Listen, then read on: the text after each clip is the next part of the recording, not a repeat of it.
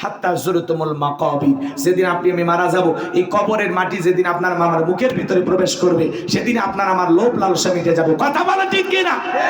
কবরে না ঢোকা পর্যন্ত বনি আদমের লোভ লালসা মিটবে। আল্লাহ রাসূল বলেছেন, বনি আদমকে যদি এক মাঠ ভর্তি স্বর্ণ দেওয়া হয়, 14 গোষ্ঠী বসে খাবে, তারপরে বলবে আর একটা মাঠ ভর্তি স্বর্ণ বলে ভালো হয়। এত লোভ আমাদের ভিতরে, কথা বলে ঠিক কিনা? এজন্য ভাই, লোভকে পরিত্যাগ করেন, অহংকারকে বিলীন করেন, অহংকার মুক্ত জীবন যাপন করেন, বিনয়ী হওয়ার চেষ্টা করেন।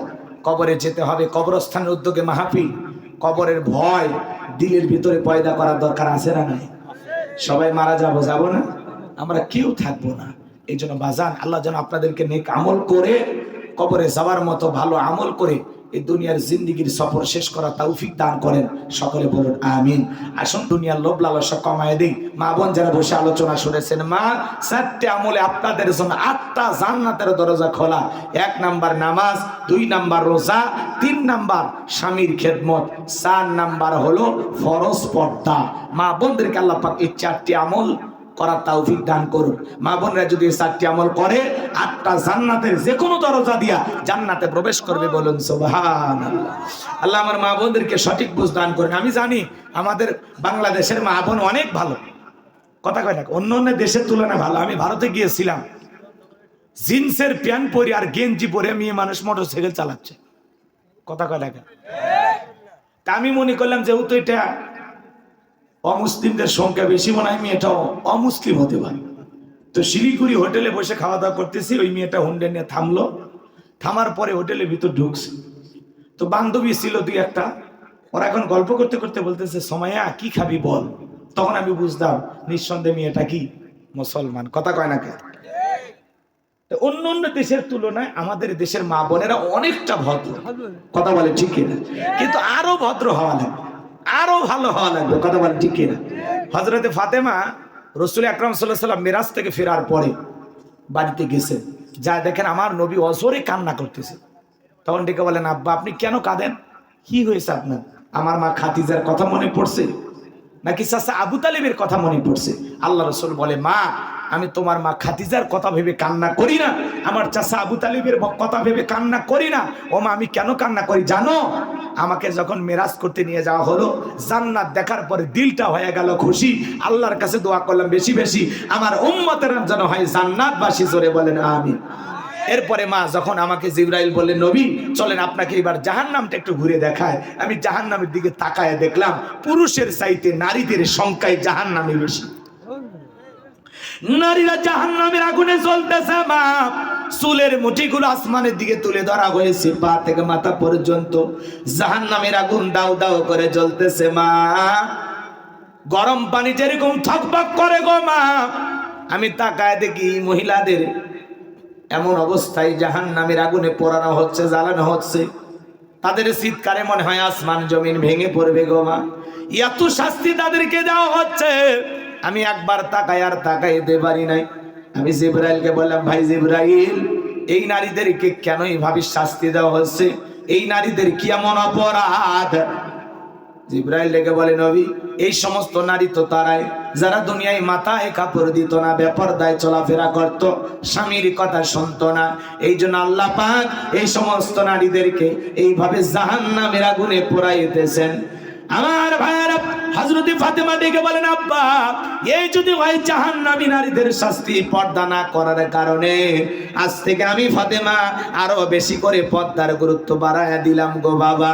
চিন্তা করেন ও সিরাজগঞ্জের মা বোনেরা, হযরত ফাতেমার মতো জান্নাতি নারীদের সর্দারনি, সে যদি জাহান্নামী নারীদের আযাব আর শাস্তির কথা শুনে পর্দার গুরুত্ব বাড়াইতে চায়, মা আপনাদের হাতে পায়ে ধরে অনুরোধ করি মা, আমি আপনাদের সন্তানের মতো, কারো ভাইয়ের মতো আপনাদের কাছে অনুরোধ করি মা, আপনাদের মতো নারীর পেট থেকে আমার জন্ম মা, আপনাদের প্রতি শ্রদ্ধা সম্মান অনেক মা। ও মা, এই দুনিয়ার জমিনে বেপরদায় চলাফেরা করবেন না গো মা। ও মা, পর্দায় থাকবেন মা। আল্লাহ বলেন, অকরনা ফি বুয়ুতিকুন্না ওয়ালা তাবাররাজনা তাবাররুজাল জাহিলিয়াতিল উলা, নারীরা তোমরা ঘরের ভিতর অবস্থান করো, খবরদার জাহিলিয়াতের যুগের মেয়েদের মতো নোংরা অশ্লীল পোশাক পরে নিজের দেহকে প্রদর্শন করো না। যে নারী ঢিলা ঢালা বোরকা পরে হাত মোজা পা মোজা লাগাইয়া রাস্তাতে হেঁটে যায়, মনের অজান্তে শ্রদ্ধা সম্মানে মাথাটা নত হয়ে আসে। কোন সম্ভ্রান্ত ভদ্র ফ্যামিলির মেয়ে বোরকা ছাড়া বাহিরে যেতে পারে না। যে সমস্ত নারীরা বেপরদায় উল্টা পাল্টা বিউটি পার্লারের সাজ দিয়া রং ঢং করে রাস্তা দিয়ে হেঁটে যায়, ওর পোশাকে বলে দেয় এই নারীর চরিত্রে ঠিক না। পর্দা হলো নারীর সিকিউরিটি দেবে, পর্দা নারীকে নিরাপত্তা দেবে, পর্দাশীল নারীর উপরে আল্লাহর রহমত নাজিল হবে। কথা বলেন ঠিক কি না? মা বোনেরা পর্দায় থাকলে তারা ভালো থাকবে। কথা বলেন না, বোঝে না, পাগলিরা বোঝে না। ঢেকে থাকা জিনিসের আকর্ষণ বেশি। কি কথা কয় না? আপনার রূপ সৌন্দর্য দেখবে দুনিয়ার একটাই পুরুষ, তার নাম হলো স্বামী। আর আপনি রাস্তাঘাটে যে কায়দায় সাজে গুজে দাওয়াতের বাড়িতে মার্কেটে যান, ওই কায়দা তো স্বামীর জন্য সাজান না। স্বামীর কাছে যখন থাকে সেরা শাড়ি পরিয়া, কথা কথা সারাদিন কাজ কাম করে সেরা থ্রি পিস পরে স্বামীর সামনে চাকরানির মতো ঘরে। স্বামী যখন বাড়িতে আসবে একটু পরিপাটি হবেন।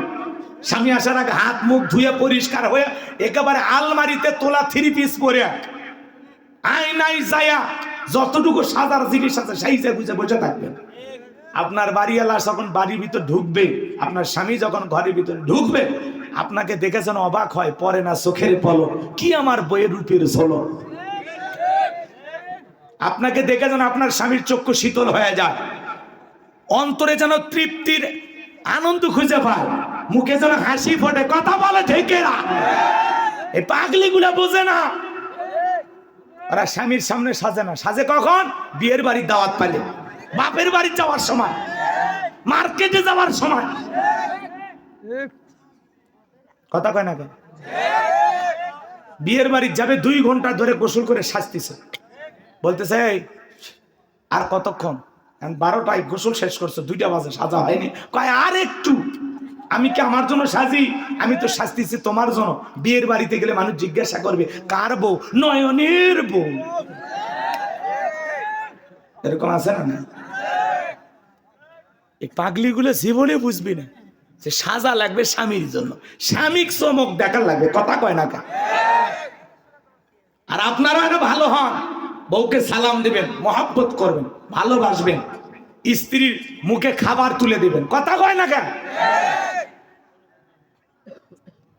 যে স্বামী তার স্ত্রীর মুখে 1 লোকমা খাবার তুলে খাওয়ায়, আল্লাহ রাস্তায় সদকা করলে যে সব, স্বামীর আমল নামে আল্লাহ সেই সব লিখে দেয়। সুবহানাল্লাহ বলেন। আর আমরা বিবিকে তুলে খাওয়াই না, খাওয়াই বান্ধবীকে। কত বড় শয়তান। কথা কয় না? স্ত্রীকে মহব্বত করবেন, স্ত্রীকে মূল্যায়ন করবেন। ওরা বাঁকা হারে তৈরি, ওদেরকে বেশি সোজা করা যাবে না, যেমন তেমন ভাবেই চলা লাগবে। কথা কন ঠিক কিনা? বেশি সোজা করবে গেলে ভাঙ্গে তছনছ হয়ে যাবে। কথা কন ঠিক কিনা? আল্লাহ আমার মা বোন সহ আমাদেরকে বোঝার তৌফিক দান করুন। ঘরের ভিতরে শান্তি পেতে হলে স্বামী স্ত্রীর মধ্যে সালাম আদান প্রদান করবেন। আল্লাহ কবুল করেন, জোরে বলেন আমিন। ওয়া আখিরি দাওয়ানা আনিল হামদুলিল্লাহি রাব্বিল আলামিন। আপনারা বলেছিলেন 1টা পর্যন্ত, আমি 1টা পর্যন্তই নিয়ে গেছি, আর কষ্ট দিতে চাই না বাজান। এবার চলেন, অনেক কথা বলার ছিল। হযরত আলীর ঘটনার, বাদশার ঘটনা বলতে আরো 1 ঘন্টা ওয়াজ, অত ওয়াজ করার সুযোগ নাই। বেঁচে থাকলে আবারও দেখা হবে। বক্তা শ্রোতা সবাইকে বাস্তব জীবনে আল্লাহ আমল করার তৌফিক দান করুন। ওয়া আখিরি দাওয়ানা আনিল হামদুলিল্লাহি রাব্বিল আলামিন। সকলে দরুদ ইব্রাহিম পড়ুন। আল্লাহুম্মা সাল্লি আলা মুহাম্মাদ ওয়া আলা আলি মুহাম্মাদ কামা সাল্লাইতা আলা ইব্রাহিম ওয়া আলা আলি ইব্রাহিম ইন্নাকা হামিদুম মাজিদ। আল্লাহুম্মা বারিক আলা মুহাম্মাদ ওয়া আলা আলি মুহাম্মাদ কামা বারাকতা আলা ইব্রাহিম ওয়া আলা আলি ইব্রাহিম ইন্নাকা হামিদুম মাজিদ। এ ভাই দোয়া হবে, বুঝো না? আর দোয়া ও মুখুল ইবাদত। দোয়া হলো আমলের মাথা, মগজ। বসো বাবা, যুবক বসো বসো। এই যে পাশে কবরে কত মানুষ শায়িত, একটু দোয়া করার দরকার নাই বাজান? বসেন, সে ভালো যার সব ভালো তার। বসেন বসেন, বৈশা যান, বসেন বসেন। হ্যাঁ, ডায়লগ সব মুখস্থ। আজ আজ মুরব্বী মুরব্বী মুরব্বী মুরব্বী, বসেন বসেন। আরো টাকা নিয়ে এসছেন, মাশাআল্লাহ। আমার জন্য দোয়া করবেন, আমি আপনাদের জন্য দোয়া করি। আমার একটি মাদ্রাসা আছে বগুড়া শহরে, 70 জনের মতো ছাত্র। আমার মাদ্রাসা আপনাদের দোয়া ভালোবাসায় পরিচালিত হয়। সারা দেশে যে হাদিয়া পায় সেগুলো দিয়ে মাদ্রাসা চালায়। আলেমদের কাছে টাকা গেলে ভালো কাজে ব্যয় হবে। কথা কোন ঠিক কিনা? অনেকে বক্তাদের হাদিয়া দেয়, আবার সেগুলো না তুমুল সমালোচনা করে, আছে না? না শোনেন, গায়ক নায়ককে টাকা দিতে এই দেশের মানুষের কষ্ট হয় না। আলেমদের হাতের টাকা জ্যাকেটে মানুষ সহ্যই করতে পারে না। ওরা চায় সারা জীবন আলেমরা যেন এই মানে ওদের পায়ের নিচে পড়ে থাকে। কথা কি বোঝেন না? একটা জিনিস মনে রাখবেন, আলেমদের হাদিয়া দিতে কখনো কৃপণতা করবেন না। যা দিবেন মনে করবেন সব দিনের জন্য খরচ হবে। কথা বলে ঠিক কিনা? আমরা কেউ কবর নিয়ে যাব না। আমি মাদ্রাসা বানাইছি, পাশাপাশি একটা মসজিদ বানাবো, এই যে আপনাদের মতো একটা গণ কবরস্থান বানাবো।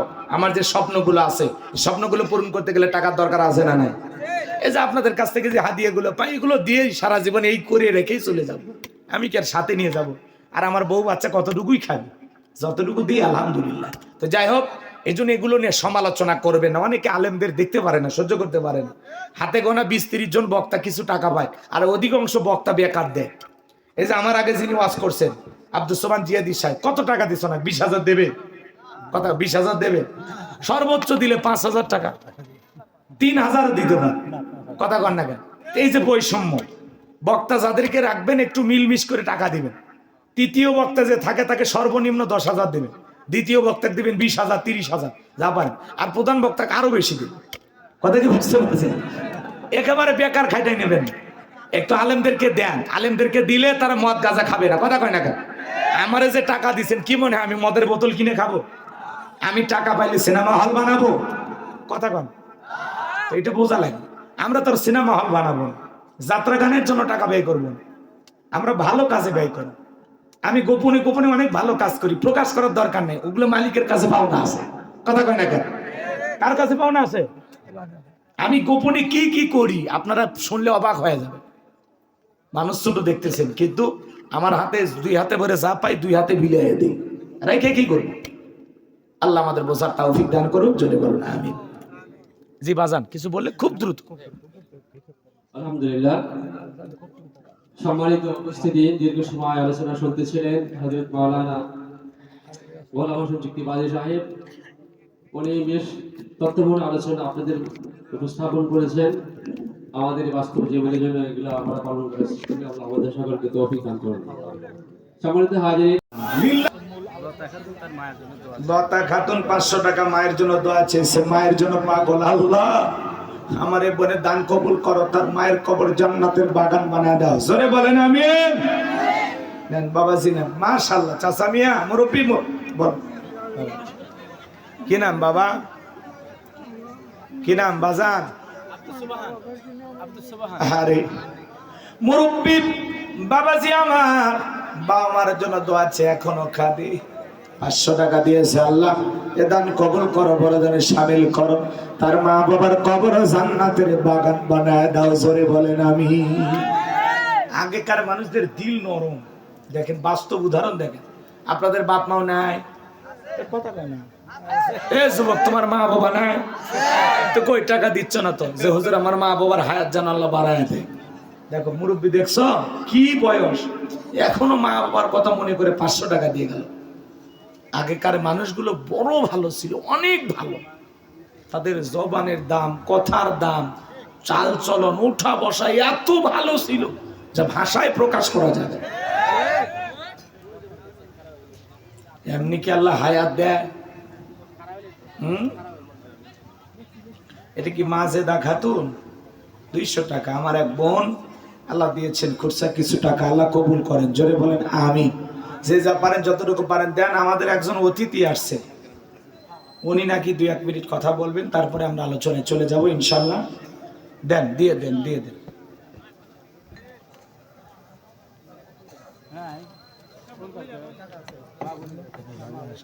সম্মানিত উপস্থিতি, আজকের মাহফিলে যাদেরকে ইনভাইট করা হয়েছে, প্রধান অতিথি, বিশেষ অতিথিবৃন্দ, সম্মানিত অতিথিবৃন্দ, অতিথিবৃন্দের সংখ্যা খুবই কম। আমরা দেখলাম আর কি মাহফিল উপস্থিত। এর মধ্যে উনি মাহফিলকে সম্মান করে এসেছেন জনাব মোহাম্মদ আব্দুল ওয়াহাব সাহেব, আহ্বায়ক উপজেলা নির্বাহী। উনি ওনাদের পক্ষ থেকে উনি এসেছেন আর কি। অত্যন্ত খুবই সম্মানী মানুষ, আমরা নাম শুনেছি আর কি। আমি ব্যক্তিগতভাবে ওনাকে এর আগে দেখিনি আর কি। যাই হোক, উনি যেখানে এসেছেন ওনাকে আন্তরিক ধন্যবাদ জানাচ্ছে সবার পক্ষ থেকে। উনি খুব অল্প সময়ের মধ্যে উনি বলছেন আর কি একটু কথা আপনাদের উদ্দেশ্যে বলবেন। এরপরেই আমাদের বক্তা মৌলানা সাহেব খুব অত্যন্ত চালাক মানুষ, বোঝা গেছে। আগেই কাজটা সেরে নিলেন যাতে আপনাদেরকে প্রাণবন্ত আলোচনা শুনতে পারেন আর কি। কারণ এখন দেখা যায় কি কালেশ্বরে তো আন্তরিক লোকজন উঠে চলে যায়, যাই হোক, আল্লাহ আপনাদের কবুল হিসেবে আমিন। এখন আমি জনাব মোহাম্মদ আব্দুল আহাদ আহ্বায়ক উপজেলা বিএনপি, ওনাকে আমি সংক্ষিপ্তভাবে কিছু কথা বলার জন্য অনুরোধ জ্ঞাপন করছি। এদিকে আসেন। জি, আচ্ছা আচ্ছা।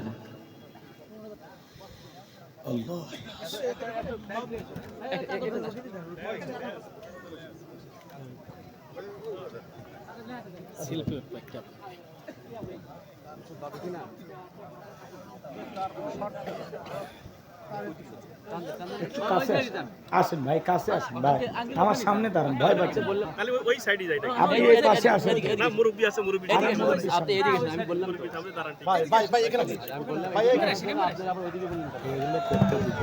থামেন, টাকা দিয়ে দেন, টাকা দিয়ে দেন, যে যা পারেন যতটুকু পারেন দেন। মা বোনেরা তাড়াতাড়ি পাঠিয়ে দেন, আজকে মা বোনদের জন্য স্পেশাল কিছু আলোচনা হবে, একটু অপেক্ষা